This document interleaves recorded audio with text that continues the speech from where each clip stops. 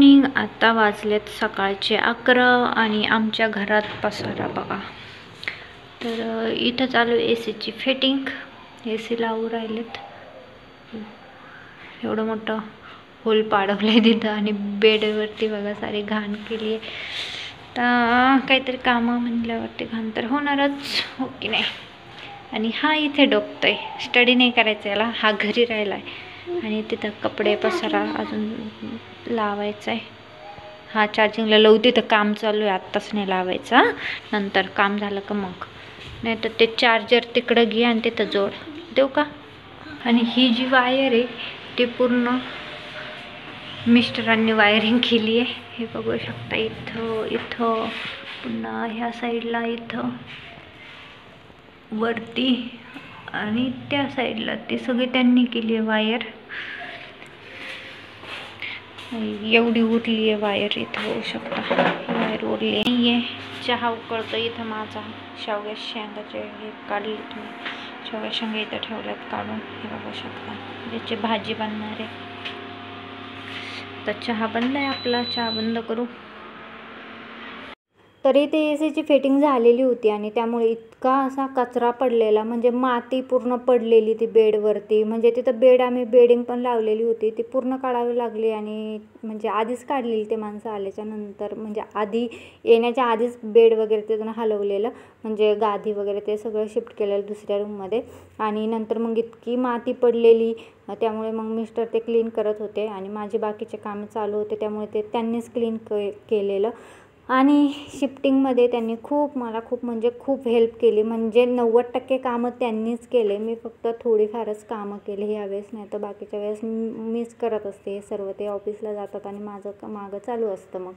पण यावेळेस त्यांनी सुट्टी घेऊन, म्हणजे 2 वीकची सुट्टी टाकलेली आणि पूर्ण मला हेल्प केलेली. त्यामुळे खूप हेल्प झाली त्यांची मला. तर आम्ही नंतर मग ह्या रूमची जी आमची बेडरूम होती ती क्लीन केलेली. म्हणजे एकदम खिडक्याला त्याला इतकी धूळ होती, म्हणजे खूप धूळ होती. बघू शकता तुम्ही, इतकं काळं पाणी निघलेलं. तर ते आम्ही नळी लावून व्यवस्थित असं, जेव्हा पाणी रनिंग वॉटर यायचं तेव्हा आम्ही वॉश केलेलं मग ते.